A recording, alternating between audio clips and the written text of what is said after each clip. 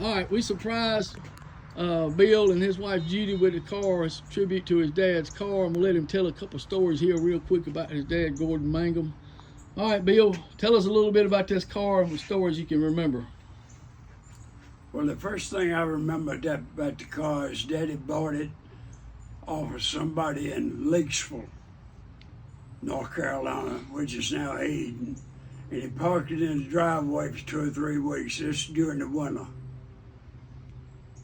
And I found out a way to put a quarter behind the ignition switch. And I got 4 or 5 of my little buddies in it. Let's see, 37, 47, I was 13, 14. We hadn't come to Danville. And I'd drive around the neighborhood. And I got a running start one day at a stop sign. And I hit the brakes, and didn't have no brakes, and I went across the intersection, and it scared me. I didn't mess with the car anymore. Did Pop know you was driving the car? No, I wouldn't be here today if he did. But anyway, we brought it to Danville, and they cut it up. Didn't cut it much, but they built a car for Daytona Beach, 1953, February. And we flat-towed it before I-95, all through them little towns and everything, with a 98 Oldsmobile 4-door. And Daddy raced it. On the beach? Qualified, that's when they had the flying mile, and that's the way you qualified. Right. He qualified 96 miles an hour through the radar. And he started, I'll tell you, 96th place out of 150 plus race cars. And he finished 37th. They paid 36 places. 36th place paid $10. We didn't get a nickel. But he didn't lose much. No, well, $10. But $10 a lot back then, I guess. Yeah, but we brought it back home and they took side glasses out of it and might have trimmed it a little bit, put a little different bump on the front, run the exhaust at the back, I think, and carried it to Lynchburg, June 1953. And that's when Daddy won his first feature event. And that was at Starkey.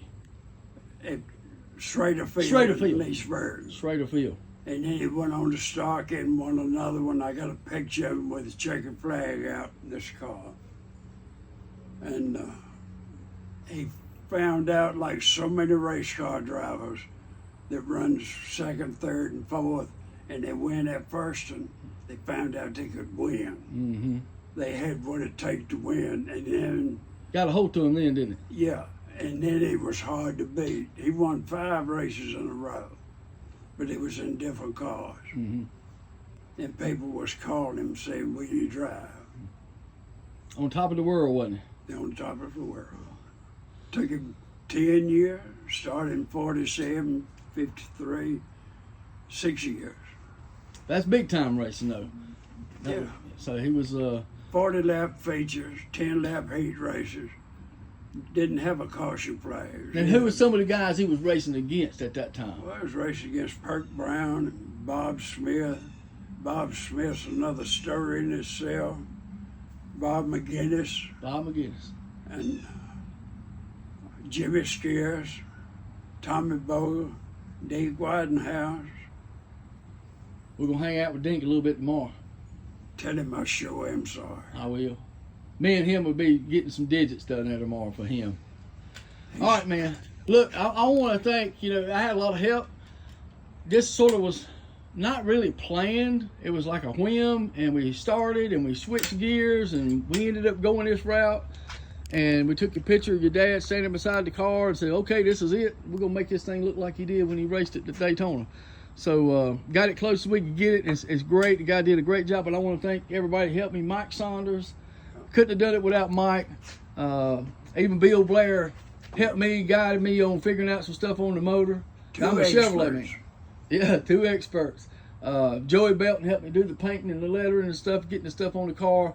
Donnie Willard did the lettering up there with Graphic Solutions in Reedsville. They've done some racing stuff for me before. It was big into racing. They tied into the Carl Burris family. And my Uncle Jerry, his birthday was yesterday. We worked 12 long, hard hours for his birthday like we did 30 years ago working on race cars. And my Uncle Sambo. So we had a few guys come in and help me, and it was nice just to spend some time with them.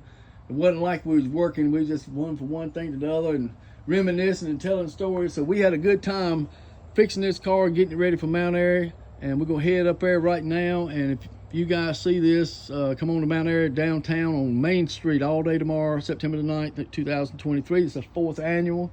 And we'll look for Bill Blair, and Bobby Allison's been coming, and Dink Widenhouse, a lot of big names. Waddell Wilson's been there. Lots of guys have been there. Brownie King will be there. So you got lots of race car drivers, crew chief, owners, and all kind of racing people. Moonshiners, even have some revenuers telling some stories. And Bill's got to hang tight. He's not going to make it with us this year, but we'll see if we can get him up there next year. So look for us. We're going to be doing some stories. Me and Bill's talking. He's got tons of stories. We're going to put it on the Early Dirt Races YouTube channel. So that'll be coming out here in the next month or two. We'll start posting some stuff through the winter and interviewing some of these drivers and get some cool stories about some moonshine and some early days of racing. All right, thank you, Bill. Have a good one. We'll talk to you here in the next few days. Thank you, Kenneth.